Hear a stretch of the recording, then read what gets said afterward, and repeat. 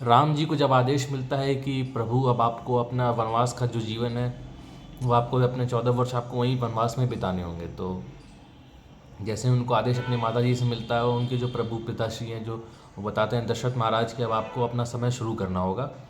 तो होता क्या है कि ये सारी बात जो होती है वो जैसे हमारे लक्ष्मण प्रभु जी को पता चलती है तो वो बिल्कुल विचलित हो जाते हैं। कहते हैं कि मेरा तो पूरा जीवन, मेरा पूरा संसार, मेरा तो सिर्फ और सिर्फ राम जी हैं, उसके अलावा तो मैं ना सोचता हूँ ना कुछ समझ में आता है।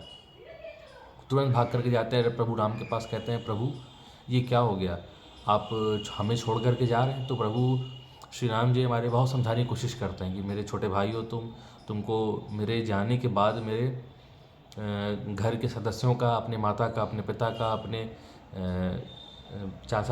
चाचाओं का और अपने जो जो प्रजाजन है उनकी सेवा करनी है, उनकी सुरक्षा तुम्हारे हाथों में है, उनकी पूरी देखभाल तुमको करनी होगी, इसका पूरा दायित्व उनको सौंपा जाता है। लेकिन वो कहते हैं कि नहीं, मुझे ये नहीं करना, मुझे सिर्फ और सिर्फ आप समझ में आते हो, मुझे सिर्फ आप ही दिखाई देते हैं, आपकी ही पूजा है मेरी, और उसके अलावा मेरे जीवन का और कोई उद्देश्य नहीं है।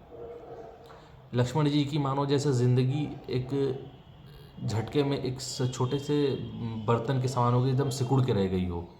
वो एकदम छटपटाने लगते हैं, विचलित हो जाते हैं, कहते हैं कि प्रभु हमको भी आप अब ले चलिए, हम यहाँ नहीं रह पाएंगे आपके बिना।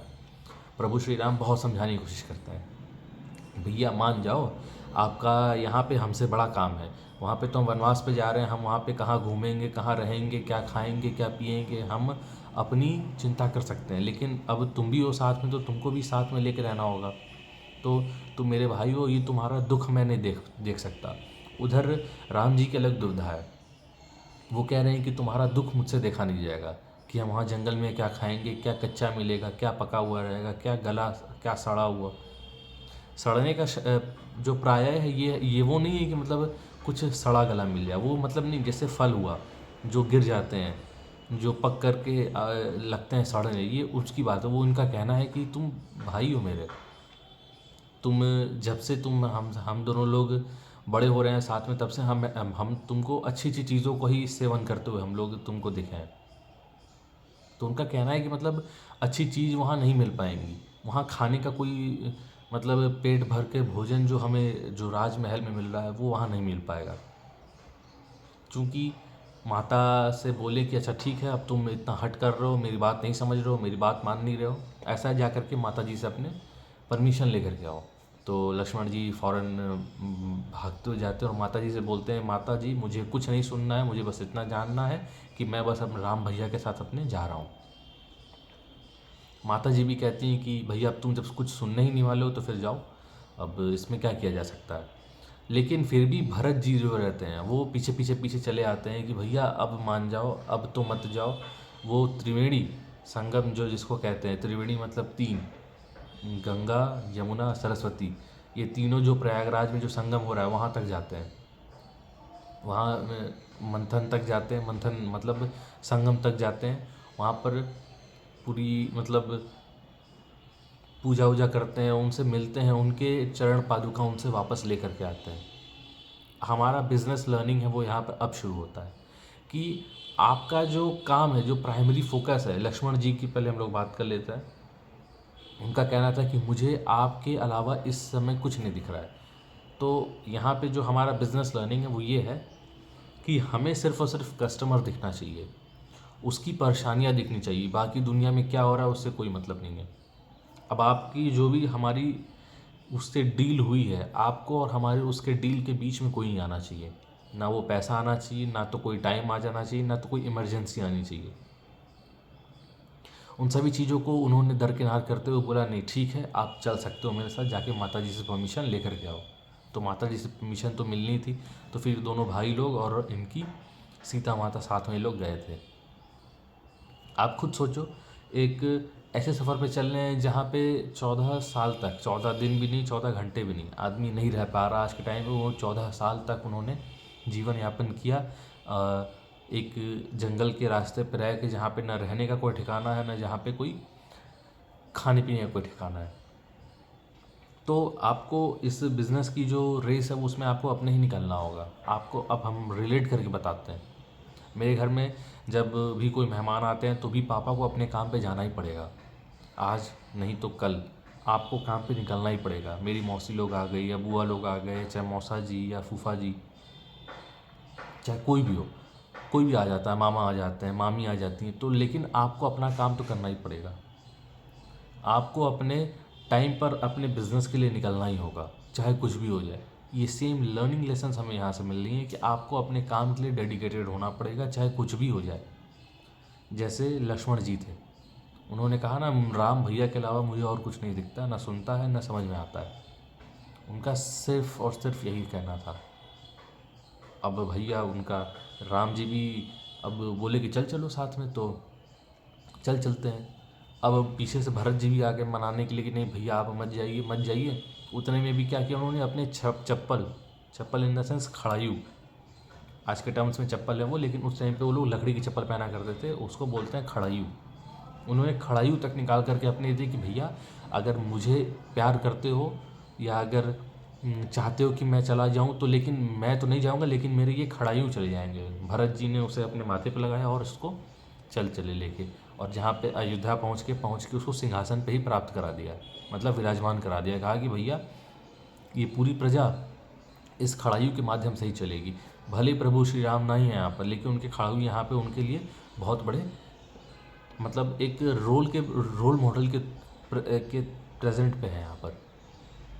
एक खड़ायू से पूरा राज्य चला देना, जो कि आज के टाइम पे बिल्कुल नामुमकिन सी चीज़ है। एक दिन के लिए कोई प्रधानमंत्री यहाँ है वहाँ क्या चला जाता है, पीछे से लोग गाली देना शुरू कर देते हैं कि भैया प्रधानमंत्री तो ये है, प्रधानमंत्री तो वो है। आप खुद सोचो कि एक खड़ायू से एक पूरा उतना बड़ा राज्य चला देना, और उसी को कहते हैं हम लोग राम राज्य। राम राज्य मतलब जहाँ कोई चोरी चमारी ना हो, सब लोग अपना अच्छे से व्यापार कर रहा हो, सब लोग अपना धान, अपने चावल, अपने जो भी है, मतलब अपना सब कुछ उगा रहा है, सब कुछ अच्छे से उसका उत्पादन हो रहा है, सब कुछ खा रहा है, और बिल्कुल अच्छे से वर्षा हो रही है, बिल्कुल अच्छे से धूप हो रही है, सब कुछ सबको ये अपना अपना आनंद ले रहा है। जहाँ पर बहुत खुशहाली हो, वो राम राज्य है।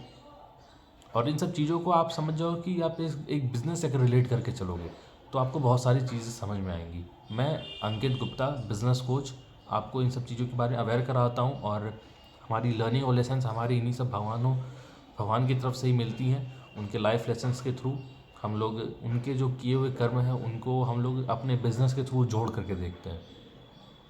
और आने वाले दिनों में सेमिनार्स भी हमारे होने वाले हैं, जिसको आपको जानकारी जल्द ही मिल जाएगी। और तो और साथ में आपको बता दूं कि जैसे भगवान जब जा रहे होते हैं ना, तो वो समझ में कहते हैं ना कि भैया मुझे केवल आप चाहिए, उसके अलावा मुझे और कुछ नहीं चाहिए।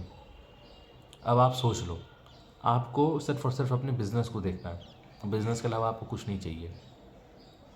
ये बात जान जाओ। आप सोच लो, जिस टाइम पे आप अगर ये सब काम कर रहे हो और सोचो कि हम बिज़नेस भी कर रहे हो और साथ में उसका एंजॉय भी कर ले, नहीं होगा। एक टाइम लगेगा, एक टाइम तक पता चलेगा कि हाँ ये हमको डिफ़िकल्टीज़ आ रही हैं, तो उन्हीं डिफ़िकल्टीज़ को तो हमें फेस करना है ना। जैसे हम डिफ़िकल्टीज़ को फेस करते चलेंगे आगे, हमको पता चलेगा कि हमारा जो सिस्टम है वो बिल्कुल इम्प्रूव हो रहा है, और हम अपने अपने बिज़नेस को ऑटोमेशन पे लेके आ रहे हैं। सेल्स इंक्रीज़ तो कराते ही कराते हैं, अब हम लोग ऑटोमेशन पे भी बढ़ रहे हैं कि हम रहें या ना रहें, हम कहीं घूमने चले जाएं, या हम किसी की शादी में चले जाएं, या हम किसी की बर्थडे पार्टी में चले जाएं, या हम अपने ही खुद के वेकेशन पर चले जाएं कि 2 दिन 4 दिन 10 दिन हम कहीं घूमने चले गए हों। पटाया चले गए, मालदीव्स चले गए, कश्मीर चले गए, लद्दाख चले गए, राइडिंग कर रहे हैं, याच पे घूम रहे हैं, तो इन सब चीज़ों का हमारे बिज़नेस में फ़र्क ना पड़े। तो ये चीज़ भी हम अपने जो बिज़नेस हमारे ओनर्स हैं हम उनको समझाते हैं ये। और वर्ल्ड के नंबर 1 बिज़नेस कोच के साथ आपकी जो ट्रेनिंग होने वाली है, जो सिर्फ़ और सिर्फ केवल भगवान के लाइफ लेसन्स के साथ आपको इन सब चीज़ों को जोड़कर इंटीग्रेटेड बताता है।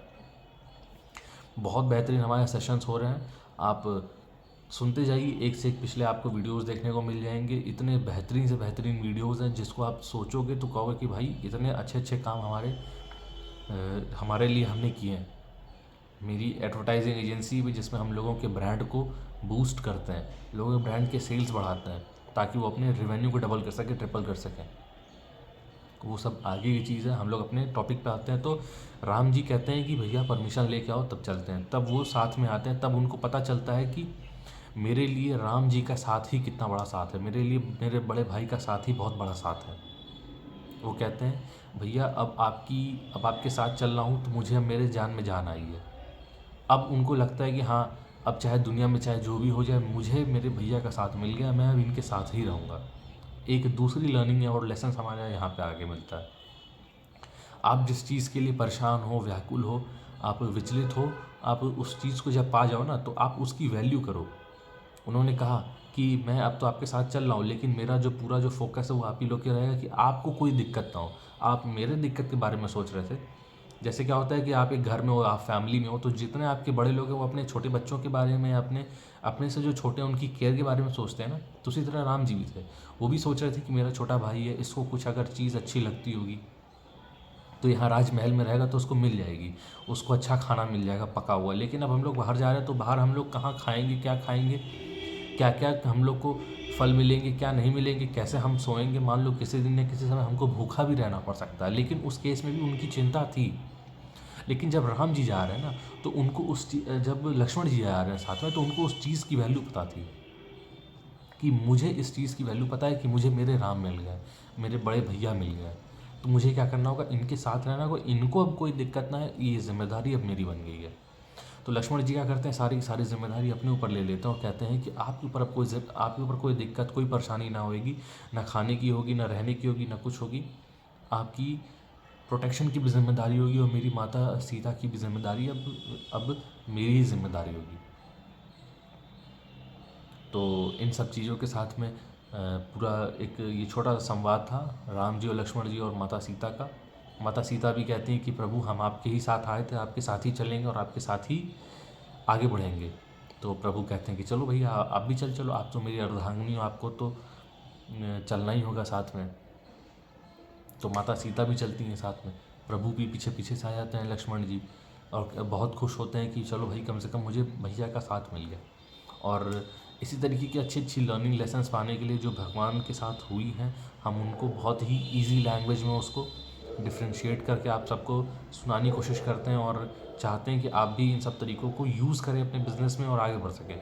मैं बिज़नेस कोच अंकित गुप्ता आप सबको यहीं तक बोलता हूँ, अगर ये चीज़ें अच्छी लगती हों तो आप इसको शेयर करिए और आगे बढ़ाइए और ज़्यादा से ज़्यादा लोगों को ये लर्निंग लेसन्स पहुँचा सके। तो मिलते हैं तब तक आपसे नेक्स्ट वीडियो में, तब तक के लिए बाय बाय।